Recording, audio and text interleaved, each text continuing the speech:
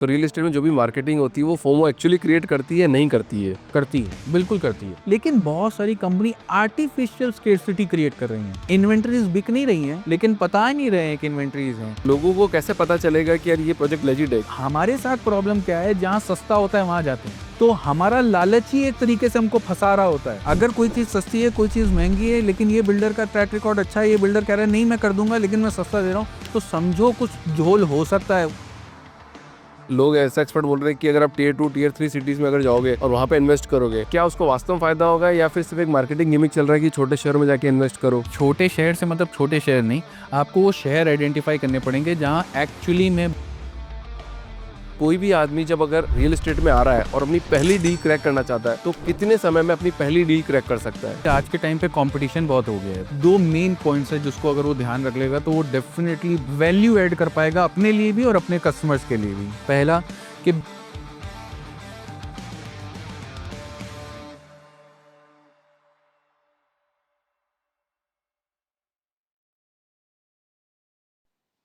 अमन जी, बहुत बहुत स्वागत है आपका द फाउंडर्स ड्रीम के अंदर। सर कैसे हैं सर आप? बहुत बढ़िया है सर, बहुत अच्छा लगा आपके चैनल पे आके। और जिस तरीके का प्लेटफॉर्म आप दे रहे हो, मुझे लगता है कि बहुत सारे लोग इस प्लेटफॉर्म के थ्रू कुछ बड़ा कर पाएंगे, और उस बड़े के साथ में आपके साथ भी कुछ बहुत बड़ा, कुछ हम यूनिक कंटेंट क्रिएट करेंगे और मार्केट में एक अच्छी चीज़ आएगी और लोगों को पसंद आएगी। चैनल का मतलब चैनल का एक ही मकसद है सर, कि जो देश की अर्थव्यवस्था में भागीदारी है सबसे ज़्यादा, वो है एंटरप्रेन्योर्स। उनकी एक कम्युनिटी बिल्ड करना और लाइक माइंडेड पीपल के साथ में टाइम बिताना और सारे लोगों को ये मैसेज देना कि आप भी कुछ कर सकते हो, आप भी इस कम्युनिटी का पार्ट बनोगे तो देश की अर्थव्यवस्था ज़्यादा अच्छी चलेगी। 140 करोड़ लोग हैं, सिर्फ आई थिंक 1.5 करोड़ लोग ही एमएसएमई के, मतलब एमएसएमई नहीं, आपका जीएसटी पेयर है, जो जिनका जीएसटी रजिस्टर्ड बिजनेस है। तो मैं चाहता हूँ कि वो कम से कम 10 से 20-30 करोड़ तक पहुँचे, और जितना जल्दी वो पहुँचेगा उतनी ज़्यादा अर्थव्यवस्था देश की बढ़ेगी। और अगर ऐसा नहीं हुआ तो आप देख ही रहो, देश के हालात बहुत अच्छे हैं, वैसे भी शानदार है। और आगे भी ऐसी, अगर ऐसा नहीं रहा तो आगे चलते रहेंगे। अमन जी देखो, आप एक एवरेज स्टूडेंट थे और एवरेज स्टूडेंट से आज एक रियल एस्टेट कंसल्टेंट बन गए हो। यहाँ पे एक बहुत बड़ा मैसेज है सर, और मैसेज वो सारी जनता के लिए है कि जो भी एवरेज स्टूडेंट है, सारे एवरेज स्टूडेंट्स जितने भी सफल आदमी है, उन सबकी हिस्ट्री उठा के देख लेना, वो सारे एवरेज स्टूडेंट्स थे। तो ये एवरेज स्टूडेंट के लिए मैसेज है कि टेंशन नहीं कि 90% मार्क्स आएंगे या नहीं आएंगे, आप तो सफल होना आपका तो तय है, क्योंकि आप हिस्ट्री चेक कर लो कि कौन सबसे ज़्यादा सफल है, और वो आदमी एवरेज आदमी था। क्या बोलते हो सर? मैं इसको ऐसा शुरुआती ऐसा करूँगा कि it is not the start, it is not about the start. शुरुआत कैसे हुई है ये इम्पोर्टेंट नहीं है, आप एंड कैसा करने वाले हो दैट इज़ मोर इम्पोर्टेंट। अभी मतलब इसका रिसेंट का केस ऐसा है कि अभी इंडिया पाकिस्तान का एशिया कप फाइनल हुआ। पाकिस्तान का शुरुआत कैसा हुआ, एंड कैसा हुआ, और इंडिया का शुरुआत कैसा हुआ बैटिंग में और एंड कैसा हुआ। सो फाइनल रिजल्ट हमेशा एंड पे सबको याद होने वाला है। शुरुआत में गलती हो सकती है और हम सब एक इंसान है, ह्यूमन बीइंग है। शुरुआत में आपकी अपब्रिंगिंग, आप कहाँ से आ रहे हो, ये सारी बहुत सारी चीज़ें मैटर करती हैं। आपको वो एक्सपोज़र मिला, नहीं मिला, क्योंकि मैं घर पे बड़ा बेटा था, तो बड़ा बेटा होने के साथ में अगर आपका कोई एल्डर ब्रदर या एल्डर सिस्टर हो तो आप उनको देख के बहुत कुछ सीख सकते हो। लेकिन जब आप खुद ही एल्डर में कैटेगरी में आ गए तो आपके नीचे वाले आपको देख रहे हैं। तो स्कूल लाइफ बहुत ज़्यादा अच्छी नहीं थी, एवरेज थे, पढ़ाई में मन नहीं लगता था, बट ऐसा था कि मेरे मेरे लाइफ में मुझे ऐसा लगता है कि जब मैं एमबीए किया तो मेरे पापा की आज भी मेरे लाइन एक कान में बड़ी बढ़िया चल रही है। वो ऐसा है कि उनका एक स्टेटमेंट था, अब तक जो किया सब साइड में, ये 2 साल तुम्हारे अगले 50 साल डिफाइन करने वाले हैं। तो वो एमबीए के 2 साल मैं करने से मौज मस्ती गया था, मेरा कोई प्लान नहीं था एमबीए करके कुछ बड़ा कुछ करने का, कोई ड्रीम भी नहीं था एज सच।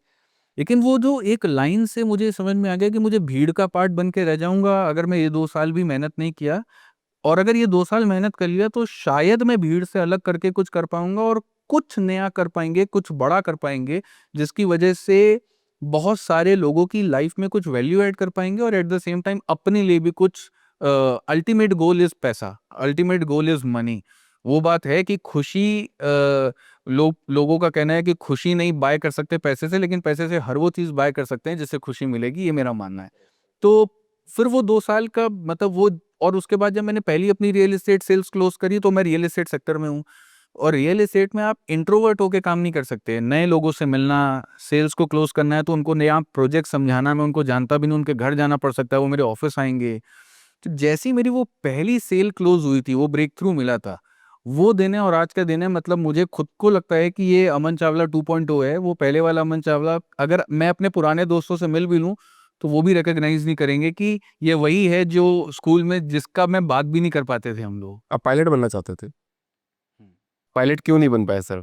सर वो ऐसा है कि वो कहानी है, वो कहानी ये है कि मैं फिज़िक्स और मैथ्स में बहुत स्ट्रॉन्ग था, मेरे बहुत अच्छे नंबर से। केमिस्ट्री मुझे ले डूबी। केमिस्ट्री में मेरे जस्ट पासिंग मार्क्स थे और पासिंग मार्क्स की वजह से मेरे टीचर्स ने अलाउ नहीं किया कि हम पीसीएम नहीं देंगे, और पायलट के लिए फिज़िक्स, केमिस्ट्री, मैथ्स तीनों मिलना ज़रूरी है। और वहाँ से मुझे कॉमर्स मिला, और मुझे ऐसा, मेरे को ऐसा फ़ील आता था कि कॉमर्स उनके पास जा रहा है जो जो कुछ नहीं कर पा रहे हैं, वो कॉमर्स ले रहे हैं। ये तो आज भी है सर। नहीं, लेकिन आज मैं इतना काम करने के बाद ये बता सकता हूँ, बहुत सारे मेरे दोस्त जो हैं वो आईटी बैकग्राउंड से निकल के या फिजिक्स, केमिस्ट्री, मैथ्स लेके, वो बीटेक करके, वो एमबीए करके, वो बैंक और फाइनेंस सेक्टर में है। तो फाइनेंस सेक्टर के लिए कॉमर्स में जाना, तो मेरे लिए सबसे अच्छी चीज़ ये हुई कि मुझे इवेंचुअली बिज़नेस में आना था, ये मेरा क्लियर था। जब मुझे बिज़नेस में आना था, तो वो कॉमर्स ने मुझे वो बेसिक जो मेरे प्रिंसिपल्स थे या बेसिक लर्निंग एक बिजनेस की क्या होती है, वो मुझे कॉमर्स, इकोनॉमिक्स और अकाउंट्स नहीं सिखाई। अगर मुझे शायद वो नहीं मिलता, तो जो एक बहुत बड़ा, मैं आपको आज ये बताने वाला हूँ कि पैसा कमाना और पैसा बढ़ाना, ये 2 बहुत अलग चीज़ें हैं। आप कोई भी अच्छा काम सक्सेसफुल हो जाओगे, पैसा आ जाएगा। वो पैसा जब आया, वो पैसा भी काम पे लगना चाहिए ताकि वो पैसा भी अपने लिए पैसा बनाए। हम तो कमा ही रहे हैं, हम तो कर रहे हैं। तो ये कॉमर्स सिखाती है आपको। तो मेरे लिए पायलट ना बनना, बनते अच्छा होता, एक अलग फ़ील्ड होती, लेकिन अगर मैं अब आज यहाँ पे आया तो मेरे लिए वो बहुत एक नए चैनल खुले, मैंने अपने खुद के रनवे बनाए। मैं अपना प्लेन किस ऑल्टीट्यूड पे उड़ाना चाहता हूँ, सब कुछ मेरे हाथ में है। तो एक तरीके से मैं आँख बंद करके सोचूँ तो मैं आज पायलट हूँ और मैं अपनी कंपनी उड़ा रहा हूँ, एक अपना प्लेन उड़ा रहा हूँ मैं। वाओ! तो एक बात बताओ कि जैसे मतलब किसी के पास पैसा अगर आ गया, तो वो पैसे से पैसा बनता कैसे है? अगर उसकी कोई स्ट्रैटेजी आपके पास हो? सबसे बड़ी चीज़ इसमें मैं ये कहूँगा कि पैसा बनाने के लिए पैसा निकालना पड़ेगा। बहुत सारे लोगों को मैंने देखा है कि पैसा निकालना नहीं है, रिस्क लेना नहीं है, लेकिन पैसा बनाना है। अभी मैं अपने आसपास की चीज़ों को बहुत ऑब्ज़र्व करता हूँ। मैं बहुत सारे फाइनेंस से रिलेटेड न्यूज़ चैनल्स, जो मेरे शायद रिलेटेड हों या ना हों, मैं रियल एस्टेट सेक्टर से हूँ, लेकिन मैं बहुत प्राउडली ये बात बोलता हूँ कि मैं गोल्ड मार्केट को, करेंसी, स्टॉक्स, म्यूचुअल फंड सब करता हूँ। बहुत बड़ा चैलेंज मैंने देखा है कि रियल एस्टेट वाला आएगा, रियल एस्टेट को बहुत अच्छा बोल के जाएगा, स्टॉक मार्केट वाला आएगा, वो स्टॉक मार्केट की तारीफ़ करके जाएगा। सबके प्रोस एंड कॉन्स हैं।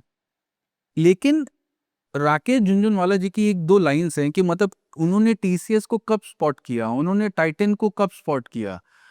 वो जो कंपनीज़ जब उन्होंने स्पॉट करी तब उनके वैल्यूएशंस क्या थे, आज उनके वैल्यूएशन क्या हैं। तो पैसा बनाने के लिए आपको रिस्क लेना पड़ेगा, कैलकुलेटिव रिस्क लेना पड़ेगा, बहुत कुछ पढ़ना पड़ेगा। अगर रियल एस्टेट में इन्वेस्टमेंट करना है, तो रियल एस्टेट में बहुत सारी चीज़ों को समझना पड़ेगा। सिर्फ़ आप किसी को फ़ॉलो करके नहीं हो सकता कि उसने लिया मैं भी ले लेता हूँ। वो स्टॉक की टिप दे रहा है, वो स्टॉक की टिप दे रहा है तो ये स्टॉक खरीद लेता हूँ। हर चीज़ को पढ़ना पड़ेगा, कैलकुलेटिव रिस्क लेने पड़ेंगे, और आपको बेसिकली नए वेंचर्स, नई कंपनीज़, नए प्रोजेक्ट्स, नई लोकेशंस पे पैसा लगाना पड़ेगा। मैं मतलब इसको ऐसा समझ लीजिए कि जो चल रहा है उसमें पैसा लगाएँगे तो हो सकता है 6-7-8% बनाएँगे, लेकिन जिसको आपने आइडेंटिफ़ाई किया, जिसको आप लेकर आए, जिस पे आपने कैलकुलेशन करे थे और आपने सारी चीज़ें समझने के बाद किया था, वहीं 30, 35, 40, 50% या 100% के रिटर्न्स बनते हैं। तो वो पढ़ोगे नहीं जब तक, और पढ़ के अगर आपको वो कॉन्फिडेंस आ गया, फिर आपको समझ में आ जाएगा कि पैसा लगाना है, पैसा बाज़ार में लेके जाना है, और रिस्क तो इन्वॉल्व है ही है। हम रोड पे चलते हैं यार, मतलब मालूम नहीं पीछे आगे कौन क्या हो जाए, तो क्या रोड पे चलना बंद कर देंगे? तो पैसा बनाने के लिए पैसा मार्केट में इन्वेस्ट करना है, कैलकुलेटिव रिस्क लेने हैं, होमवर्क प्रॉपर करना है। आई एम 100% श्योर पैसा बनेगा। ये मोहित ने एक बात बोली थी कि सर आजकल सड़क पे चल रहे तो सभी एक बारूद का गोला लेके ही चल रहे हैं सड़क पे। कब को थोड़ा-सी आगे लगा दे तो अगर 10 की स्पीड में भी लगाएगा तो भी मर सकते हो। तो रिस्क तो सब में है। रिस्क तो सब में है सर। अच्छा, आपकी वाइफ़ ने आपको कैसे सपोर्ट किया? शायद सबसे ज़्यादा सपोर्ट आपको आपकी वाइफ़ ने किया, इस वज़ह से आप इस पोज़ीशन तक पहुँचे हैं। ये हाँ, कुछ-कुछ बिल्कुल कह सकते हैं कि क्योंकि मैं एक बहुत कंफर्टेबल, जैसा मैंने बोला, मेरे स्कूल का जो मैं बहुत एक एवरेज स्टूडेंट था, और क्योंकि बिज़नेस बैकग्राउंड से हूँ, तो मुझे ये पता था कि अल्टीमेटली जो मेरे फादर कर रहे हैं, उसी को करूँगा और उसी को थोड़ा-सा बेटर वे में कर लूँगा। इससे ज़्यादा मेरा गोल नहीं था। वो लाइफ़ में आई, वो लाइफ़ में आने के बाद उसने बहुत एक इम्पोर्टेंट लाइन सी मेरे को हिलाया कि वो सब तो पापा ने किया, तुमने क्या किया? ये तुमने क्या किया जो था, ये हिल गया मैं। क्योंकि मैंने तो कभी ऐसा सोचा ही नहीं कि मैंने क्या किया, जो कुछ किया वो फादर ने किया। तो तुमने क्या किया की स्टोरी स्टार्ट हुई, और उसके बाद में मुझे ऐसा लगता है कि मेरे ये पूरे एंटरप्रेन्योर जर्नी आज लगभग 10 साल से ज़्यादा हो गया बिज़नेस करते हुए, और बिज़नेस लिटरली बहुत टफ़ है। म टफ़ इन द बहुत टफ होता ना, और इतना आसान नहीं होता। बहुत बिल्कुल आसान नहीं होता। मतलब आप घूमने जाते हो, आप एक महँगी गाड़ी में चलते हो, वो साइड तो देख रहे हैं। लेकिन वो महँगी गाड़ी में भी आपके दिमाग में क्या स्ट्रेस है, आप घूमने गए हो, क्या स्ट्रेस है, क्या प्रॉब्लम्स हैं। कभी-कभी बिज़नेस में आपके एक्सपेंसेस फिक्स्ड हैं। लाइक मैं आज 25-30 लोगों की टीम चला रहा हूँ। 30 लोगों के एक फिक्स एक्सपेंस हैं। लेकिन इसी मंथ अगर मेरा वो सेल्स नंबर नहीं आएगा, वो रेवेन्यू मेरे अकाउंट में नहीं आएगा, तो मैं ये तो नहीं बोल सकता हूँ कि अगले महीने सैलरी नहीं आएगी, इंसेंटिव नहीं आएँगे, या जो मेरी मार्केटिंग एक्सपेंस है, जो मेरा फिक्स कॉस्ट है, वेरिएबल कॉस्ट है, उसको मैं चेंज नहीं कर सकता हूँ। क्योंकि मुझे ऑपरेशंस रन करते रहना है। एट द सेम टाइम मुझे कंटिंजेंसी फंड भी करना है। कोविड आया तो हमने किसी की सैलरीज़ नहीं रोकी, लेकिन कोविड आएगा, मेरी टीम मेरे को देख रही है कि सर हैं तो सब कुछ क्लियर हो जाएगा। तो वो एक कॉन्फिडेंस जो मैं अपनी टीम को दे रहा हूँ, मैं कस्टमर्स को बोल रहा हूँ, मैं बैठा हूँ, कोई कुछ दिक्कत नहीं होगी। मैं रिस्पॉन्सिबिलिटी ले रहा हूँ, मैं कि एक ओनस ले रहा हूँ कि किसी भी तरीके से कुछ भी प्रॉब्लम होगा तो I am there to take care of everything. ये बोलना और इसको एक्चुअली करना, ये बहुत टफ है। बिज़नेस उन लोगों के लिए बहुत आसान है जो शॉर्ट टर्म के लिए आए हैं, 4-5 साल, 10 साल कुछ पैसा बनाएँगे और निकल जाएँगे। जिनका विज़न लॉन्ग टर्म है, जिनको लंबा चलना है, जिनको कोई वैल्यू ऐड करनी है टीम के लिए, अपने लिए, कस्टमर्स के लिए, बिज़नेस बहुत टफ जर्नी है।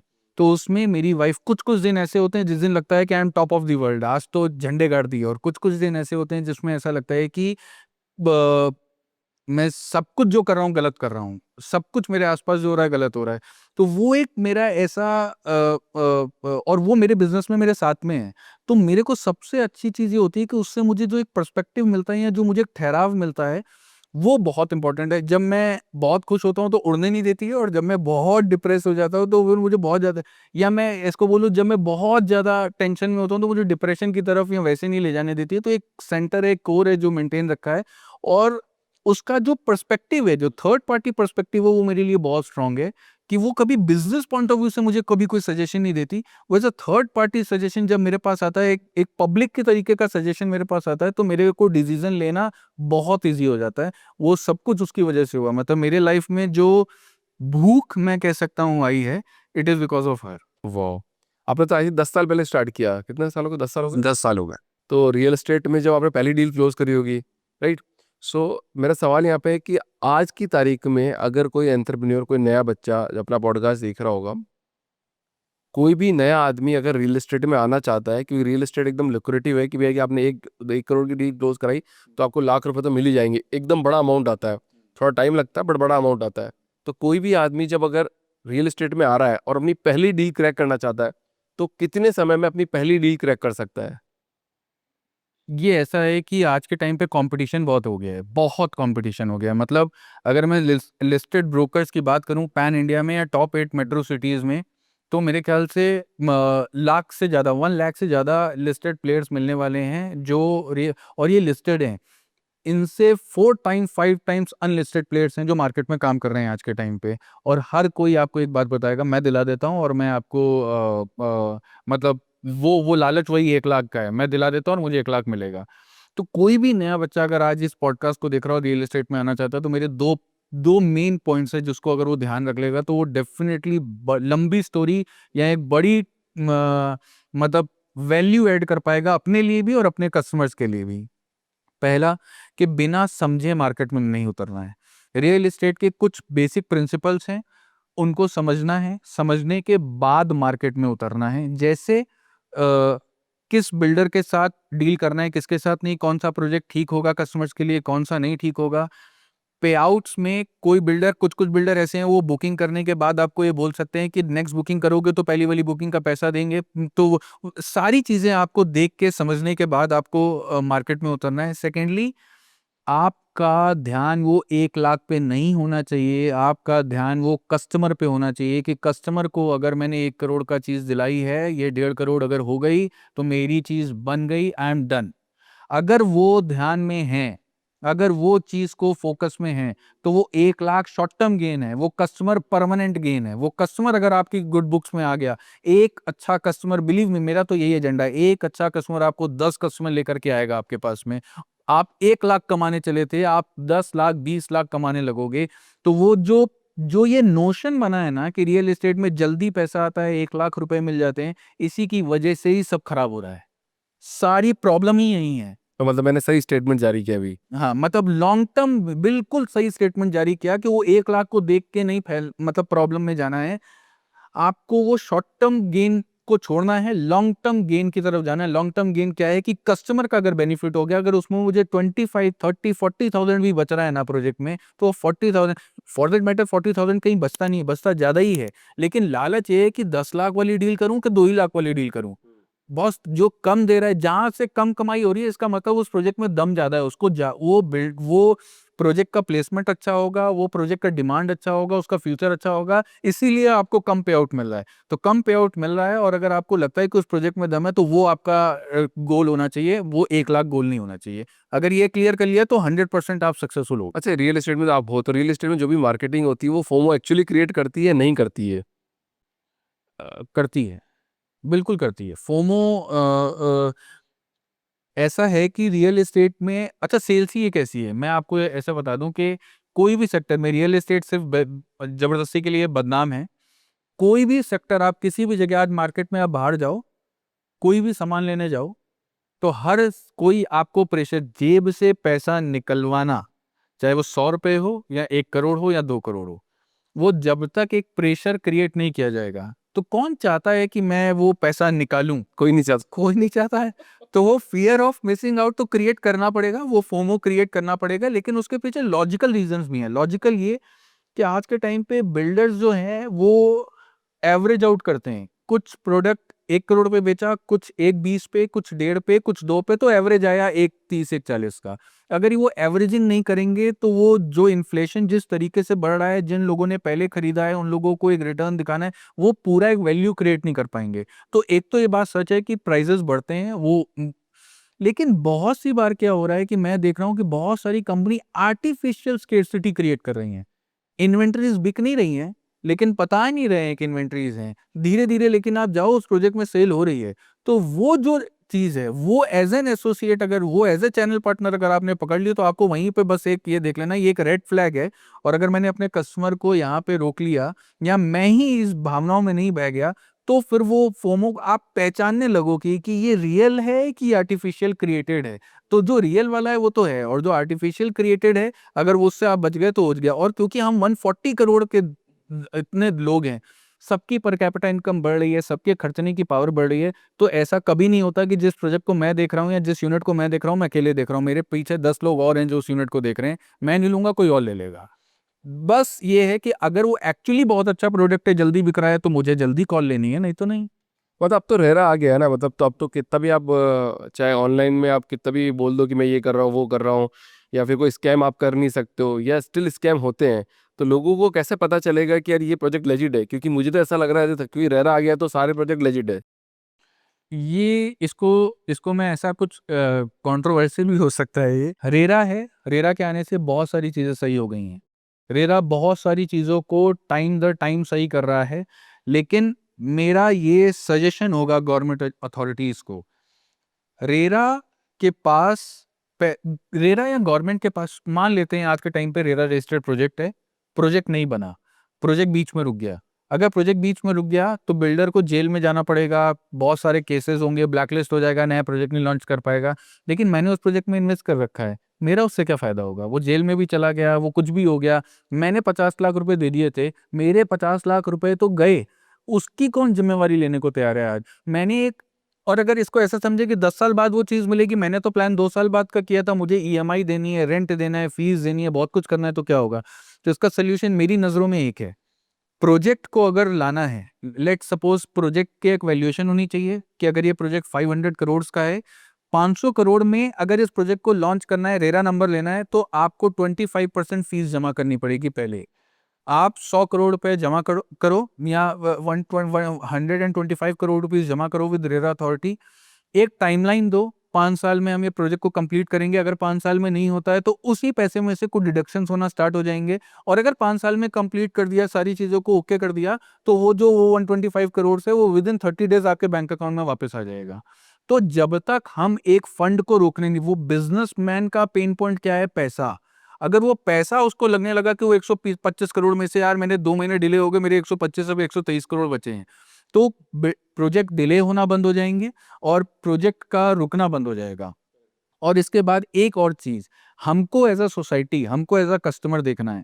मैं ये पिछले 15 साल का रिकॉर्ड उठा के देख लो आप। मैक्सिमम प्रोजेक्ट जिसमें कस्टमर फँसे, रेरा आया है अभी 2017 से स्टार्ट हुआ है। रेरा से पहले भी तो बहुत सारे प्रोजेक्ट थे जो कंप्लीट हुए हैं, जो ब्रांड्स ने बना के दिए हैं। ऐसा तो नहीं है कि रेरा से पहले सभी मतलब आपके साथ फेलियर हो जाता था या आपके साथ चोरी हो जाती थी। कुछ प्लेयर्स ने तो दिया है, तो जिन्होंने दिया है वो क्यों दिया है, उस क्यों को समझना इंपॉर्टेंट है। हमारे साथ प्रॉब्लम क्या है, जहाँ सस्ता होता है वहां जाते हैं। तो हमारा लालच ही एक तरीके से हमको फंसा रहा होता है। अगर कोई चीज़ सस्ती है, कोई चीज़ महँगी है, लेकिन ये बिल्डर का ट्रैक रिकॉर्ड अच्छा है, ये बिल्डर कह रहा है नहीं मैं कर दूँगा लेकिन मैं सस्ता दे रहा हूँ, तो समझो कुछ झोल हो सकता है। वो कौन-सी मूवी थी, एक मूवी है जिसमें अक्षय कुमार या वो सुनील शेट्टी कुछ साइन करने जा रहा होता है, पीछे से म्यूज़िक चलता है, गोलमाल है भई सब गोलमाल। तो वो सच है। अगर तो हमको लालच भी फँसा रहा है इन अ वे, जहाँ सस्ता है हम वहाँ पे जा रहे हैं, हम रिस्क ले रहे हैं, लेकिन रिस्क हम बिना होमवर्क के ले रहे हैं। रिस्क लेना इंपॉर्टेंट है, कैलकुलेटिव रिस्क लेना इंपॉर्टेंट है। तो वो अगर हम देख के चलेंगे तो मुझे लगता है कि बहुत सारी चीज़ें आपके साथ गलत नहीं होंगी। रियल एस्टेट में प्राइस, लोकेशन, बिल्डर या प्रमोटर का इंटेंशन, उसकी फाइनेंशियल कैपेबिलिटी और कितना लीगल है, मतलब सारे पेपर्स कंप्लीट हैं। अगर ये 5 चीज़ों को अगर हम चेक कर लें, तो आपका पैसा नहीं फँस सकता। सब तो पता चल सकता है, बट ये जो बिल्डर के पास पैसा है या नहीं है, वो कैसे पता चलेगा? इसको पता करने का ना बहुत बेसिक चीज़ है। वो ऐसे कि बिल्डर के पास पैसा है, यानी 2 तरीके से बिल्डर अपने प्रोजेक्ट को लेकर आता है। एक तो वो लैंड परचेज़ करता है और उसके बाद बिल्डिंग बनाता है। एक वो जेडी करता है या जेवी करता है। अलग-अलग स्टेट्स में अलग-अलग नाम है, जॉइंट डेवलपमेंट एग्रीमेंट या जॉइंट वेंचर कर लिया, लैंड ओनर कोई और है। अब अगर उसके पास पैसा नहीं है, तो आप उसके पेपर्स को चेक कराओ। अगर वो एक नया बिल्डर है, अभी मैं एक एग्ज़ाम्पल देता हूँ। लखनऊ में एक प्लेयर है ओरो। वो 8 या 9 साल पुरानी कंपनी है और इस समय बहुत अच्छा काम कर रही है। वो 8-9 साल में उनके पास जब उन्होंने स्टार्ट किया, प्रमोटर के पास पैसा नहीं था। उन्होंने एक जेवी किया था। लेकिन उनका इंटेंशन बहुत क्लियर था। वो 25-30 ईयर से इस मार्केट में काम कर रहे थे, लखनऊ मार्केट में। तो उनके अच्छे कॉन्टैक्ट्स से उनको प्रोजेक्ट में कौन-सी एनओसीज़ लेना है, कैसे प्रोक्योर करना है, कैसे प्रोजेक्ट को टाइमली कंप्लीट करना है, इसका प्रॉपर एक एक्सपीरियंस था। तो उन्होंने क्या किया कि उन्होंने प्रोजेक्ट लैंड एग्रीमेंट किया। लैंड एग्रीमेंट करने के बाद प्रोजेक्ट पे बाउंड्री करना स्टार्ट कर दिया। जो बुकिंग्स आती थी, एवरी 7 डेज़ पे वहाँ पे कंस्ट्रक्शन का जब साइट पे जाते थे तो दिखता था कि अगर 5 बुकिंग भी आई हैं इस हफ्ते, तो 5 बुकिंग के हिसाब से गेट का काम स्टार्ट हो गया, सीवर का काम स्टार्ट हो गया। तो एवरी 5th और 10th डे आप जाओ, रेगुलर विजिट्स करो। अगर आप कंफ्यूज हो, नया ब्रांड है, तो आप 15-20 दिन, 2 महीना, 4 महीना आप रेगुलर विजिट करो उस प्रोजेक्ट में। आपको दिखता रहेगा काम हो रहा है। बैंक्स अप्रूवल अगर आ गए हैं और बैंकर अगर उस प्रोजेक्ट में इन्वेस्ट कर रहा है, तो इसका मतलब है कि बिल्डर जैसे ही डिमांड भेजेगा, बैंकर तुरंत अपनी डिमांड को रिलीज करेगा। और बैंक कभी भी कोई डिमांड एक प्रोजेक्ट पे रिलीज करता है तो उसका पहले सर्वे होता है। अगर बिल्डर ने कहा कि 10th फ्लोर पे हो गया, तो 10th फ्लोर का बिल्डर आके पहले बैंकर आके पहले चेक करेगा, वेरीफाई करेगा, बैंक में रिपोर्ट जाएगी, तभी 10th फ्लोर का डिमांड रिलीज होना स्टार्ट होगा। तो अगर ये सब कुछ साइंस आप देख रहे हो, और बहुत से केस में प्रॉब्लम क्या होती है, अपार्टमेंट में क्या होता है कि बिल्डर क्या करते हैं, फ्लोर वाइज पेमेंट लेते हैं और नीचे का कुछ भी काम नहीं कर रहे, ब्रिक वर्क नहीं कर रहे, प्लम्बिंग नहीं कर रहे। तो कुछ साइंस है। अगर मतलब अगर अगर लेट सपोज 10th फ्लोर पे कोई काम हो रहा है स्लैब का, तो 6th फ्लोर पे brick work, plumbing work, tile work, 6th, 4th, 3rd floor पे ये सब भी कंटिन्यूअस लेवल पे होना चाहिए। बिल्डर यहाँ बदमाशी तो नहीं कर रहा है कि वो स्लैब डालता जा रहा है और पेमेंट लेता जा रहा है। ये सब कुछ रेड फ्लैग्स है जिसको देखना, और जिससे आपको समझ में आएगा कि इसके पास पैसा है, ये खींच रहा है सिर्फ पैसा लेने के लिए कि एक्चुअली पैसा लगा रहा है प्रोजेक्ट में जिसकी वजह से टाइमली पोजीशन मिलेगा। अच्छा सर, अभी तो जैसे मेट्रो सिटीज़ में तो वैसे भी अच्छे दाम मिलते हैं, मतलब अगर कोई आप प्रॉपर्टी सेल करते हो, रीसेल करते हो, लेते हो, करते हो, तो बट अब लोग ऐसा एक्सपर्ट बोल रहे हैं कि अगर आप टियर 2 टियर 3 सिटीज़ में अगर जाओगे और वहाँ पे इन्वेस्ट करोगे, तो जैसे मतलब आप लखनऊ से, कोई दिल्ली का बंदा लखनऊ में जाके इन्वेस्ट करेगा, क्योंकि वहाँ तो गवर्नमेंट बहुत अच्छी है, सॉलिड है, चीज़ें बहुत अच्छी हो रही है और आगे बहुत बढ़ता जा रहा है। तो क्या उसको वास्तव में फ़ायदा होगा या फिर सिर्फ एक मार्केटिंग गिमिक चल रहा है कि छोटे शहरों में जाके इन्वेस्ट करो? मेरा ये पॉइंट ऑफ व्यू है कि छोटे शहर से मतलब छोटे शहर नहीं, आपको वो शहर आइडेंटिफाई करने पड़ेंगे जहाँ एक्चुअली में बहुत एक अंडर करंट है, जहाँ पे मार्केट बहुत अच्छा ब्लूम कर रहा है और आने वाले टाइम में और अच्छा मार्केट रिस्पॉन्स करेगा। जैसे लखनऊ, सूरत, बड़ौदा, इंदौर, जयपुर, ये सब कुछ ऐसे मार्केट्स हैं जहाँ पे बहुत कुछ अंडर करंट है और बहुत कुछ अच्छा हो रहा है। मैं ये नहीं, सबसे बड़ा प्रॉब्लम पता है हम क्या करते हैं? सबसे बड़ा प्रॉब्लम हम ये करते हैं कि हम शहरों को कंपेयर करना स्टार्ट कर देते हैं। क्या हम बैंगलोर में बोमन-अली को हेबाल एरिया से कंपेयर कर सकते हैं? क्या हम पुणे ईस्ट को पुणे वेस्ट से कंपेयर कर सकते हैं? तो अगर हम जब एक ही शहर में डिफरेंट डिफरेंट प्राइसेस क्यों होते हैं? Different different demands, different locations, उनकी कनेक्टिविटी, तो हम बैंगलोर को लखनऊ से कैसे कंपेयर कर लेंगे? या हम दिल्ली को लेट्स से जयपुर से कैसे कंपेयर कर लेंगे? अब जयपुर में बैठा बिजनेसमैन अगर दिल्ली मार्केट बहुत अच्छा कर रही है, गुड़गांव बहुत अच्छा कर रही है, जयपुर का एक डॉक्टर है जिसका वहीं पे अपना बिजनेस चलता है, तो क्या वो अपनी डॉक्टरी छोड़ के जयपुर में घर नहीं लेके, जयपुर में प्रॉपर्टी नहीं लेके गुड़गांव में आके लेना शुरू कर देगा? तो हर एरिया का एक इकोसिस्टम है। टियर 2 सिटीज में डेफिनेटली बहुत अच्छी ग्रोथ है। लखनऊ जैसे, स्पेशली लखनऊ, जयपुर बहुत अच्छी ग्रोथ है और वहाँ पे गवर्नमेंट बहुत स्टेबल आई है। और मैं आपको बताता हूँ कि बैंगलोर हो गया, गुड़गांव हो गया, ये एक स्टोरीज चल पड़ी हैं। ये फिर वही बात हो गई कि अगर आज मैं टाइटन में पैसा लगाऊं या टीसीएस में पैसा लगाऊं तो कितना बनाऊंगा, और अगर आज मैं किसी एक नई कंपनी में लगाऊं जो कल की टीसीएस है तो वहां कितना पैसा बनेगा। तो अगर लखनऊ में जो पैसे मल्टीप्लाई 2 साल में, 1 साल में, 3 साल में हो रहे हैं, मुझे नहीं लग रहा वो मल्टीप्लिकेशन आज के टाइम पे गुड़गांव या बैंगलोर या पुणे दे पा रहे हैं। यस, हैदराबाद में है। तो वो अपॉर्चुनिटीज आपको ढूंढते रहना पड़ेगा। कोई भी स्टेटमेंट फाइनल स्टेटमेंट नहीं होता कि लखनऊ अच्छा है तो लखनऊ हमेशा 20 साल के लिए अच्छा हो गया, या बैंगलोर अच्छा है तो बैंगलोर अगले 20 साल के लिए अच्छा हो गया। पिछले 1 साल में बैंगलोर ने किस तरीके के रिटर्न्स दिए हैं, या पुणे ने किस तरीके के रिटर्न्स दिए, मुंबई ने पिछले 5 साल में किस तरीके के रिटर्न दिए, उससे तो बहुत ज्यादा अच्छे रिटर्न्स लखनऊ ने निकाल के दिए हैं, जयपुर ने निकाल के दिए हैं। तो टियर 2 टियर 3 सिटीज को हम सेग्रीगेट ना करें, अच्छे कॉरिडोर्स ढूंढें, अच्छे सिटीज ढूंढें और वहां पे पैसा बनाएं। पैसा जल्दी बन रहा है। ये ऐसी बात है कि लखनऊ, जयपुर शायद अभी अभी 18-20 साल के हैं, उनसे आप काम कराओ तो कैसा काम करेंगे, और बैंगलोर, गुड़गांव अभी 40 साल के हो गए, उनसे वही काम कराओ तो कैसा काम करेंगे। तो 18-20 साल वाले के पास एक अलग से एक एक जोश है, या एक दौड़ने की ताकत है, उसकी बॉडी अलाउ कर रही है। 40 इयर्स वाले की बॉडी शायद वैसे अलाउ नहीं कर रही है। वो बहुत कुछ मेंटल लेवल पे तो कर पा रहा है, फिजिकल लेवल पे शायद ना कर पाए। तो ऐसे ही नए कॉरिडोर्स क्रिएट हो रहे हैं, और गवर्नमेंट बहुत इंपॉर्टेंट चीज कर रही है आज के टाइम पे, वो डिसेंट्रलाइज कर रही है चीजें। सब कुछ बैंगलोर में नहीं आ सकता। क्या पूरे इंडिया का 140 करोड़ का देश है ये? 140 करोड़ के देश को सिर्फ 4 या 5 इंजन कैसे चला सकते हैं? अगर अगर मेरी गवर्नमेंट का प्लान है $5 ट्रिलियन इकोनॉमी क्रिएट करना है अगले 2-3 साल में, तो हमको 10 से 15 इंजन लगेंगे। हमको लखनऊ को बनाना पड़ेगा, हमको जयपुर को बनाना पड़ेगा, हमको सूरत को बनाना पड़ेगा, अहमदाबाद को, बहुत सारे सिटीज को बनाना पड़ेगा। सिर्फ बैंगलोर, गुड़गांव, हैदराबाद, मुंबई, 4-5 शहर आपके 140 करोड़ को नहीं चला सकते। एक टाइम था जब 50-70 करोड़ का देश था, तब हम 3-4 शहर चला सकते थे। आज जिस स्पीड से चलना है, वर्ल्ड पावर बनना है, नंबर 1 होना है और बढ़िया पैसा बनाना है, तो अपने को 15-20 इंजन लगने वाले हैं। तो 15-20 इंजन में आइडेंटिफाई करो वो 6-7 कौन है जो पीछे लाइन में लगे हुए हैं। पैसा वहीं है और पैसा वहीं बनना है। तो डबल इंजन की सरकार नहीं चलेगी मतलब? नहीं चलेगी। आपको यू नीड 10-12 इंजन्स। अगर जिस स्पीड पे भागना है, 10-12 इंजन। अभी आपको बड़ा काम करना है, आप अकेले कर सकते हो क्या? आपको टीम, अगर आज आपके पास 25 लोगों की टीम है और अगले साल आपको और बड़ा टारगेट चाहिए, तो क्या उन्हीं 25 से करा पाओगे क्या?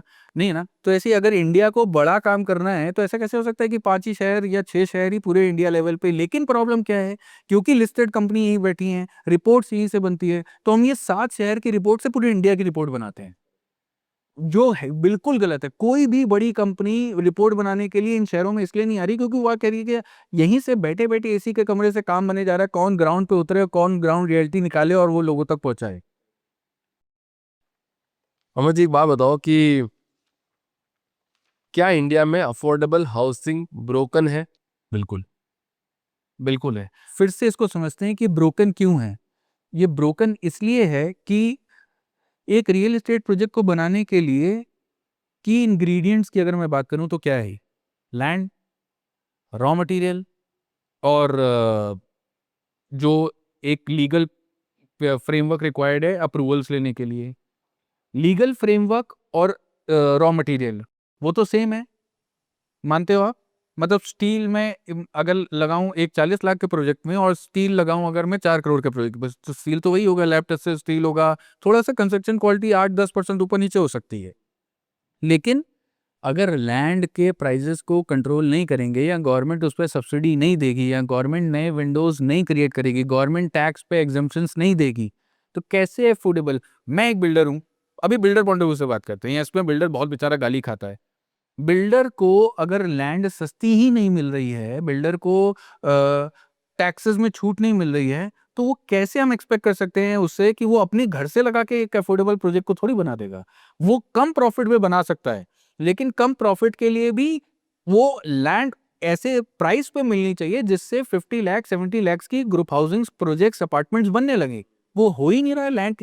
अभी आज आज के टाइम पे छोटे से छोटे शहर या बड़े से बड़े शहर में आप ये जो लैंड पूल करके बैठे हुए हैं, इनसे आप लैंड डील करने जाओ, आपको समझ में आ जाएगा कि बिल्डर आज के टाइम पे इतने बड़े डिलेमा में फंस चुका है कि लैंड कॉस्ट इतनी ऊपर जा चुकी है कि प्रोजेक्ट लॉन्च करूंगा, अगर इस प्राइस पे लॉन्च करता हूं तो कस्टमर खरीदेगा नहीं, और अगर इसको खरीदूंगा नहीं तो मेरा कॉम्पिटिटर खरीद लेगा, और कहीं उसने बेच दिया तो मेरे तो दुकान बंद हो जाएगी।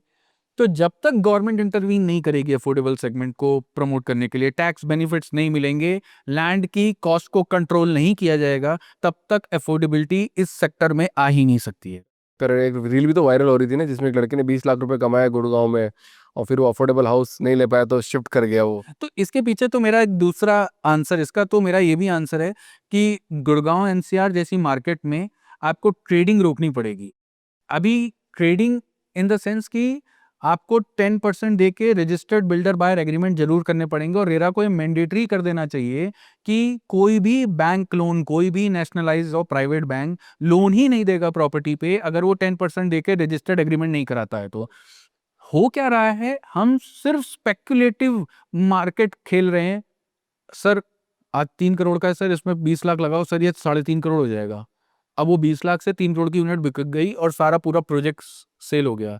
बिल्डर ने क्या किया कि अब बिल्डर का जब प्रोजेक्ट ही पूरा सेल हो गया तो उसने 3 करोड़ के प्राइस को 5 करोड़ कर दिया। एक्चुअली वो प्रोजेक्ट 2.5 करोड़ का भी नहीं है, 5 करोड़ का रेट हो गया मार्केट में। तो अभी वो जो आर्टिफिशियली प्राइसेस को बढ़ा रहे हैं, बबल बर्स्ट होगा, ये बात तय है, ये बात 100% श्योर है, ये बबल बर्स्ट होना ही है। अगर इसी तरीके से हम ट्रेडिंग को बढ़ाते चलेंगे, हम ये 20 लाख 25 लाख 50 लाख रुपए पे 3 करोड़ 5 करोड़ की यूनिट को बेचते रहेंगे और एक आर्टिफिशियल प्रॉफिट दिखाते रहेंगे। एक प्रॉफिट है सर 20 लाख का, 20 लाख हो गया। अभी मेरा आज क्वेश्चन, और यही मेरा सबको जो भी बैठे हैं किसी भी मार्केट में, अगर मैं बोलूँगा 20 लाख का 20 लाख दिला दे भाई, तो अभी सब गायब हो जाएंगे।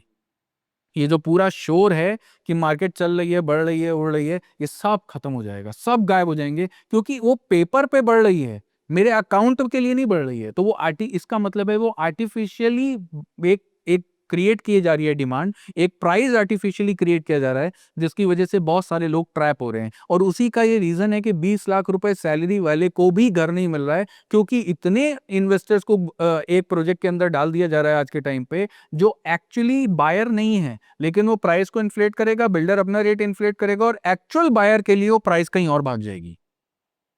वहाँ पे मतलब सब आर्टिफिशियली चल रहा है, मतलब पेपर्स में चल रही सारी चीजें। तब नहीं बोलूंगा, लेकिन हाँ ज्यादातर तो पेपर में ही चल रहा है सर, मतलब कंपनीज भी पेपर में चल रही है, बैंक में पैसा आ नहीं रहा है, बैंक में लोग पैसा निकाले जा रहे हैं। एक ईपीएफ जो पीएफ जो सबसे बड़ा सेक्टर होता है, सबसे बड़ा गवर्नमेंट का जो फंड है, वहाँ से लोग पैसा निकाल रहे हैं। तो आजकल तो ईपीएफओ वालों ने भी नज़र डालना चालू कर दी कि जो आप पैसा निकाल रहे हो, क्या वो कहाँ पे खर्च कर रहे हो। अगर शॉपिंग के लिए खर्च कर रहे हो तो आपको जुर्माना भरना पड़ेगा। अगर आप शादी ब्याह के लिए खर्च कर रहे हो तो ओके ओके। अच्छा, आपने स्टार्ट किया है नैनो ई एफ एक्स, क्या है सर ये नैनो ई एफ एक्स और कैसे काम करता है, क्या चीज़ बनाई है आपने? सर देखिए, मैं हमेशा से एक चीज़ मैं मानता हूँ, मैं वैल्यू ऐड की तरफ, मेरा हमेशा से पिछले 10 साल वैल्यू ऐड की तरफ गए हैं कि मैं कैसे अपने कस्टमर को उसके पैसे की बेटर माइलेज दे पाऊँ। तो नैनो ईएफएक्स एक ऑर्गेनिक बेस्ड सॉल्यूशन है जो कार के अंदर, हमारे इंजन के अंदर जो कार्बन डिपॉजिट्स होते हैं उसको नहीं होने दे रहा है। तो जब कार्बन डिपॉजिट नहीं होगा तो मेरे को कार पर रिस्पॉन्सिवनेस अच्छी मिलेगी, इंजन की लाइफ अच्छी होगी, एमिशंस डाउन होंगे और माइलेज बढ़ के मिलेगा। तो यहाँ भी रुपया बच रहा है। तो मुझे लगा ये मेरे थॉट प्रोसेस के साथ, मेरे बिजनेस मॉडल के साथ ये अलाइन हो रहा है। तो मैंने सोचा ये भी प्रोडक्ट हम लेकर आते हैं। पैन इंडिया में इस प्रोजेक्ट को लॉन्च कर रहे हैं, नैनो एफिड। तो ये सिर्फ 3000 रुपीज़ का 25 ml का बॉटल है और ये अप टू 5000 और 10,000 किलोमीटर तक चलता है डीजल और पेट्रोल कार में। तो हम अपनी कार केयर के लिए, हम कार को रोज सुबह ऊपर चमका रहे हैं, लेकिन हम अपनी कार केयर के लिए अप्रोक्सीमेटली मतलब 3000 रुपए या साल में 10,000 रुपए खर्च कर सकते हो। मेरी कार का एनर्जी ड्रिंक है, वो मेरे कार के कोर इंजन जो है, उसका जो दिल है, उसको साफ करेगा। तो और उसका मुझे बेनिफिट ये मिलेगा कि माइलेज अच्छी होगी और सस्टेनेबल है। तो मुझे लगा ये प्रोडक्ट मेरे लिए बहुत अच्छा है।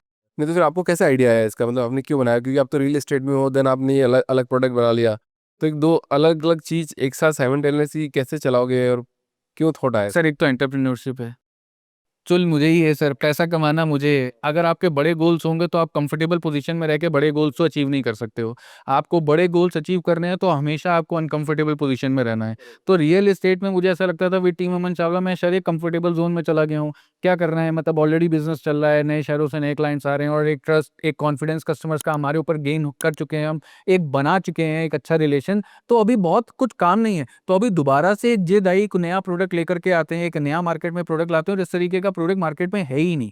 अभी लेट सपोज मेरी वाइफ को हमेशा से एक प्रॉब्लम है, AQI एयर क्वालिटी इंडेक्स जिस तरीके से डेटोरिएट हो रही है, स्पेशली नॉर्थ में और यहाँ भी। तो हम एज अ जनरेशन कुछ कर भी रहे हैं। एनवायरनमेंट डे पे हम फोटो लगा देंगे, एक अच्छा क्रिएटिव बना देंगे। अगर हमने कोई पेड़ लगाया तो क्या हम देखने जा रहे हैं? कुछ लोग जाते होंगे लेकिन 99% नहीं जा रहे हैं। तो मैं अपनी डेली लाइफ में, मैं ऑफिस से घर, घर से ऑफिस जाऊं और अगर मैं उसी कार से 30% तक एमिशंस को डाउन कर दूं तो कितनी बड़ी बात होगी ये मेरे लिए। तो मैंने कुछ नहीं किया, अपनी नॉर्मल लाइफ लीड कर रहा हूं, लेकिन मैं उसमें एमिशंस को डाउन कर रहा हूं, अपने आसपास की एयर क्वालिटी को एनहांस कर रहा हूं। प्लस लड़कों का इमोशन होती है कार, मेरा तो है एटलीस्ट। क्या तो मेरी इमोशन है मेरी कार। तो अगर मेरी कार खुश है अंदर से, मैं ऊपर से चमका रहा हूँ लेकिन अंदर इंजन से मुझे प्रॉब्लम दिख रही है, तो अगर इंजन से भी मेरी कार अंदर से खुश है, वो उसकी एनर्जी ड्रिंक है, तो मैं लगाऊंगा और मुझे लगा वो माइलेज में भी बेटर इंप्रूवमेंट देगा और उसके 2-3 साइकिल अगर कोई यूज कर लेगा तो 7 to 10% तक के माइलेज इंप्रूवमेंट है। तो ये वही बात है SIP वाली, हजार रुपए जमा करते हैं, 5 साल तक फील नहीं आता, छठे साल जब अकाउंट में दिखता है कि ये 15 लाख हो गए, तब समझ में आता है कि कितना हमने सेव किया। तो वैसे ही छोटा-छोटा अमाउंट है, हम उसको उसी से बनाएँगे और ये एक्चुअली ये बॉटल फ्री है, क्योंकि वो 3000 रुपए की बॉटल आपको 4000 साढ़े 4000 रुपए की सेविंग दे रही है, बल्कि वो जो 1000 रुपए बचा रहे हो उसको फिर से SIP में इन्वेस्ट कर लो। तो मेरा तो ये, तो इसीलिए मेरे को ये प्रोजेक्ट, क्योंकि मैं फाइनेंशियली, मेरा ये मानना है कि मेरे हर फाइनेंशियल डिसीजन, मेरे पास वही 24 घंटा है काम करने के लिए, वही लिमिटेड लाइफ है और बॉडी एक सर्टेन टाइम बाद रिटायरमेंट की तरफ चली जाएगी। तो कितने कम टाइम में कितनी ज़्यादा चीज़ें ऐसी करूँ जिससे पैसा ज़्यादा हो पाए। तो मुझे लगा नैनो भी एक वो ऐसी चीज़ है कि पेट्रोल के प्राइसेस कहाँ जा रहे हैं, हमारा बजट बहुत आउटफ्लो हो रहा है, अगर उसको हम कट डाउन कर दें कुछ भी 10% 8% से भी, तो वो मेरे कस्टमर्स के लिए वैल्यू ऐड करेगा और at the same time environment friendly है और मेरी कार के लिए, मतलब मेरी कार ज़्यादा खुश रहेगी। मैं तो ये सोच के उस प्रोडक्ट को यूज़ करने के लिए इंक्लाइंड हो गया था कि मेरी कार बहुत खुश होगी। एक्चुअली उसके लिए कुछ ऐसा प्रोडक्ट आया जिससे वो बहुत पंची फील कर रही है। पर नितिन गडकरी जी तो कह रहे थे ना कि 15 रुपए लीटर पेट्रोल कर देंगे, फिर आपका प्रोडक्ट कौन खरीदेगा सर? सर तो फिर ऐसा है कि जब 15 रुपए लीटर हो जाए तो मत खरीदिए। 15 रुपए लीटर ये एक ऐसी चीज़ है सर कि मैंने नहीं बोला, उन्होंने बोला है, वीडियो है उनका, आपने ही सुना बिल्कुल होगा। है, लेकिन सर अभी एथेनॉल आया है और हम रील, मैं नहीं कुछ बोल रहा हूँ, सब आप रील खोल के देखो, उसकी वजह से कार कंपोनेंट्स को चेंज होने की ज़रूरत है। तो क्या एथेनॉल का पेट्रोल प्राइस हमको अलग से मिल रहा है क्या? एथेनॉल का स्टेशन अलग है क्या? वहाँ पे 15 रुपये सस्ता मिल रहा है? 15 रुपये सस्ता तो मिल नहीं रहा है एथेनॉल, जो एक्चुअली सरकार को सस्ता हो रहा होगा। 15 रुपये लीटर पेट्रोल, सर एक मतलब अच्छे है, ये ऐसे विजन भी होने चाहिए जिसमें मुझे हंसी आए। अगर कल को हो जाता है तो हमारे देश के लिए इससे अच्छी क्या बात होगी 15 रुपये लीटर, लेकिन जब तक नहीं हो रहा है तब तक तो ये सब्स्टिट्यूट है जिसकी वजह से अगर ये प्रोडक्ट को यूज़ करके, और इसको एक और भी फैक्टर है, 15 रुपए पर लीटर भी हो जाएगा अगर, तो भी अगर मेरे वो 7 या 8% का माइलेज सेव कर रही है कार, तो 15 नहीं आपको 13 रुपए 80 पैसे ही पड़ेगा और बचत हो रही है ना, अच्छी बात है। मेरा प्रोडक्ट तो वैल्यू कम ही कर रहा है, 15 हो या 50 हो। अच्छा, आपने तो 10 साल की जर्नी जी और आप बोल भी रहे हो कि बिजनेस करना एक्चुअली टफ होता है, वास्तव में बहुत टफ होता है। मेरे को भी ये लगता है कि कुछ टाइम तक तो एक जैसे मान लो कभी आप फ्रीलांसिंग करते हो तो आपको लगता है थोड़ा थोड़ा पैसा कमा रहे हो, तब तक तो बहुत अच्छा है। पर जैसे ही उस बाउंड्री से बाहर निकलते हो और एक बिजनेस बनाने की कोशिश करते हो, 10-15 लोगों को रोजगार देने की कोशिश करते हो, गवर्नमेंट कंप्लाइंसेस में आने की कोशिश करते हो, जैसे जैसे बिजनेस बढ़ाते हो वो चीज़ें आती रहती है। वहाँ पे एक्चुअली आपको समझ में आता है कि यार ये बिजनेस तो भाई ये एक अलग गेम है ऑल टुगेदर। जो ऐसा लग्जरी लाइफ दिखती है कि भैया आराम से बैठ के एक लग्जरी कार में घूम रहे हैं, वेकेशन पे जा रहे हैं। सो किसी के पापा ने बिजनेस बना के दिया वो बात अलग है कि ये कि आप आपको खुद बना रहे हो। बहुत बहुत पैसा बना के दे दिया हो आपको, और उस पैसे से फिर आप इन्वेस्ट करके कर रहे हो, तब आपके लिए थोड़ी चीज़ें आसान हो जाएगी। वो आपके पूर्व के कर्म है कि आपने उस घर में जन्म लिया है। बट स्टिल जब आप खुद से स्टार्ट से बना रहे हो तो तब आपको पता चलता है कि यार ये तो एक्चुअली टफ है। जो आपके फादर के लिए शायद उस टाइम पे टफ हुआ होगा, तो आज जितना भी जनरेशन जो भी जनरेशन है राइट नाउ, और जो खुद एंटरप्रेन्योरशिप में आना चाहती है, तो उनको आप क्या कहना चाहोगे सर कि कब आना चाहिए, किस मोमेंट पे आना चाहिए और क्यों आना चाहिए? अभी आना चाहिए, इसी वक्त आना चाहिए, तुरंत आना चाहिए। ये जो सोच है ना, ये हमको कहीं नहीं जाने देती। आज आप या मैं एक पोजीशन पे आके बैठे हैं। क्या मैंने जब पहली हायरिंग करी थी, तो मुझे पता भी नहीं था कि सैलरी देने के लिए पहले कुछ रजिस्ट्रेशंस कराने होते हैं, ईपीएफ, पीपीएफ कुछ करना होता है, कैसे अकाउंट्स खुलते हैं, क्या रेगुलरिटीज़ होती हैं, क्या अथॉरिटी से परमिशन लेनी होती है, कुछ नहीं पता था, ज़ीरो। सिर्फ़ एक ही चीज़ पता थी, जो भी आज एंटरप्रेन्योर या बिज़नेस जर्नी में आना चाहता है, उसका सिर्फ़ एक गोल होना चाहिए, ये सब चीज़ें साइड में, ये सब सिखा देंगी। सबसे पहले सेल्स ढूँढो, किसी भी सेक्टर में। मैं रियल एस्टेट की बात नहीं करूँगा, अगर आपका इंटरेस्ट रियल एस्टेट है, आपका इंटरेस्ट म्यूचुअल फंड्स है, आपका इंटरेस्ट कुछ भी हो सकता है, ऑटोमोबाइल सेक्टर है, कुछ भी है, आप सेल्स ढूँढो, कस्टमर ढूँढो अपना। कस्टमर ढूँढो, कस्टमर के साथ लॉयल रहो, कस्टमर को एजुकेट करो, कस्टमर्स को चीट मत करो, ट्रांसपेरेंट रहो और कंसिस्टेंट रहो। अपने काम में हमारे साथ सबसे बड़ा प्रॉब्लम ये है कि हम कंसिस्टेंट नहीं हैं। मेरा ही ऑफ़िस है, 12 बजे चला जाऊँगा। मेरा ही ऑफ़िस है, चल 2 दिन के लिए दोस्त आया हुआ है, छुट्टी मना लेते हैं। मेरा ही ऑफ़िस है, आज मुझे कहीं और जाना है, घूमने का प्लान है, या मुझे कहीं पेरेंट्स को हॉस्पिटल लेके जाना है। अगर जॉब में होते तो कर पाते क्या? नौकरी से निकाल दिए जाते बॉस। 10 बजे पंचिंग है तो है, तो वो अपने लिए भी वो रूल्स बनाओ, कंसिस्टेंट रहो, डिसिप्लिन्ड रहो और आज अभी तुरंत शुरू कर दो। जब आप अभी तुरंत शुरू करोगे, तो ये नहीं पता कहाँ तक जाओगे, क्या करोगे, लेकिन अपने गोल को क्लियर रखो, विज़न को अच्छा रखो। और इसको मैं इस तरीके से भी कहना चाहूँगा कि ये जो आजकल एक नया डिबेट चल गया है कि हर किसी को बिज़नेसमैन, एंटरप्रेन्योर बनना है, ये भी नहीं हो सकता। जॉब एंड बिजनेस दोनों एक साथ ही चलेंगे। ये 2 पहिए हैं जिसके साथ में हम चल रहे हैं। मतलब एक बाइक एक पहिए पे नहीं चल सकती, दोनों पे ही चलेगी। तो जॉब में भी मैंने ऐसे-ऐसे हीरोज़ देखे हैं। सुंदर पिचई, कौन बोलेगा कि ये मैं अगर मेरे को आज सुंदर पिचई जैसा, मैं तो बिज़नेस बंद करके सुंदर पिचई जैसी जॉब लेना चाहूँगा। जॉब है और मेरे आस-पास लखनऊ में, नोएडा में, बैंगलोर में मैं कितने ऐसे दोस्तों को जानता हूँ जो मेरे बराबर या मेरे से भी अच्छा कमा रहे हैं जॉब में। उनके अपने प्रोस एंड कॉन्स हैं। उनको बॉस कभी भी कॉल कर सकता है, टाइमलाइन्स ऊपर-नीचे। हमारे बिज़नेस में स्ट्रेस है। पिछला महीना जैसा गया, ये महीना वैसा जाएगा नहीं जाएगा मालूम नहीं। कोई सिस्टम का कोई लूपहोल है या अभी कोई लीगल पेपर था, मुझे पता ही नहीं था इसको एक्वायर करना है, किसी अथॉरिटी से पेनल्टी आई तब मुझे पता चला इसको भी एक्वायर करना है। तो ये सारी चीज़ें आपको कन्फ्यूज़ करेंगी। आपको एक क्लैरिटी होनी बहुत ज़रूरी है कि मुझे जॉब ही करनी है कि बिज़नेस करना है। दोनों में से जो भी करना है उसको फिर मैं टाइम दूँगा 10-15 साल, 20 साल, 25 साल, क्योंकि जॉब में भी चैलेंजेस आएँगे, बिज़नेस पे भी आएँगे। दोनों आपको चलते रहेंगे, सिखाते रहेंगे। क्लैरिटी होनी बहुत ज़रूरी है। मैं आज की जनरेशन में देखता हूँ, बिज़नेस किया, जैसे ही थोड़ा टफ फेज़ आया, जॉब में आ गए। जॉब किया, वहाँ से थोड़ा-सा टफ फेज़ आया, कहीं और जॉब स्विच कर लिया, बिज़नेस में चले गए। वो क्लैरिटी ही नहीं है। और जब तक चैलेंज नहीं फेस करोगे, ग्राफ हमेशा ऐसा नहीं जाएगा। ग्राफ ऐसा जाएगा, नीचे आएगा, ऊपर जाएगा, नीचे जाएगा, लेकिन लॉन्गर पर्सपेक्टिव से देखोगे तो वो ऊपर ही जा रहा है।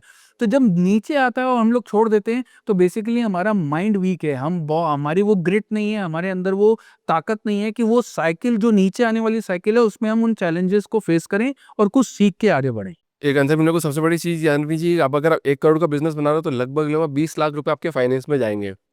मैं तो गवर्नमेंट को ये सजेशन देना चाहता हूँ कि जो फाइनेंस वाला जो पार्ट है ना, इसको थोड़ा सॉल्व करे। जो 20-25 लाख रुपए जो एडिशनली जा रहे हैं, कि मतलब जो पैसा आ रहा है, जो पैसा जा रहा है, उसको मेंटेन करने के लिए, उसके कंप्लायंसेस सॉल्व करने के लिए आपको एक एडिशनल अमाउंट देना है। वो अमाउंट आप थोड़ा ऐसा सॉल्व करो, ऐसी कोई प्रॉब्लम सॉल्व करनी चाहिए जिससे कि वो पैसा बच के सरकार उसका 10% ले ले, पर उस झंझट से निकाल दे, ताकि एक बिजनेस जल्दी फास्ट ग्रो कर पाए और आपके पास भी ज़्यादा से ज़्यादा पैसा आए। बहुत अच्छा सजेशन है, लेकिन मैं इसको ऐसे कह सकता हूँ कि गवर्नमेंट के पास शायद बहुत कुछ है करने के लिए, ये उनकी लास्ट प्रायोरिटी होगी, लेकिन ये अगर उनकी मेन प्रायोरिटी बन जाएगी तो $5 ट्रिलियन इकोनॉमी के लिए, $5 ट्रिलियन इकोनॉमी के लिए 2.5 से $3 ट्रिलियन तो ये एंटरप्रेन्योर्स लाके आपको दे देंगे। बाकी का 2 ट्रिलियन ऊपर अंबानी अडानी साहब बैठे हुए हैं, अच्छा काम कर रहे हैं, वो लाके देंगे। लेकिन बहुत बड़ा चीज सपोर्ट जो है आपको नीचे का टियर 2 टियर 1 सिटीज के ऐसे एंटरप्रेन्योर स्टार्टअप से मिलेगा जिनका रेवेन्यू शायद साल का 10 करोड़, 5 करोड़, 20 करोड़, 100 करोड़, जो 100 मतलब 5 से 100 करोड़ के बीच में, वो आपका बहुत बड़ा एक इकोसिस्टम है। अगर उनको हम किसी तरीके से एड्रेस कर पाए, उनके प्रॉब्लम का कोई सिंगल विंडो सोल्यूशन दे पाए। So Aman ji, thank you so much for coming in this show. And आपने जो आज बातें करी, वजह शायद अपन ने आज ये जो पॉडकास्ट बनाते हैं ना, वो एडवाइस वाला पॉडकास्ट बना दिया कि हमने लोगों को बोला कि यार ये करना चाहिए, ये करना चाहिए, क्योंकि लोग बोलते हैं कि कंप्लेंट्स तो आप बता देते हो पर करना क्या चाहिए वो बताते नहीं हो। तो शायद आपने भी आज बहुत सारे सजेशन दे दिए और मेरे मुंह से भी 2-4 चीज़ें निकल गई आज। तो आई थिंक मेरे को ऐसा लगता है कि हमारे पॉडकास्ट गवर्नमेंट तक पहुँचते हैं, और शायद कोई भी अगर नेताजी अगर देख रहे हो हमारा पॉडकास्ट, तो ये 2-3 चीज़ें हैं तो आप देख लेना। और जो मैं सी अकाउंटेबिलिटी एक्ट की बात करता हूँ बार बार, वो भी आप थोड़ा एक बार देखिए, अगर समझ में आया तो शायद इम्प्लीमेंट करने का मौका पड़े तो कर लीजिएगा। मैं बात करूँगा, बताऊँगा इसके बारे में आपको। तो बहुत बहुत धन्यवाद अमन ji, thank you so much. काफ़ी मज़ा आया आपके साथ बात। Thank you so much. Thank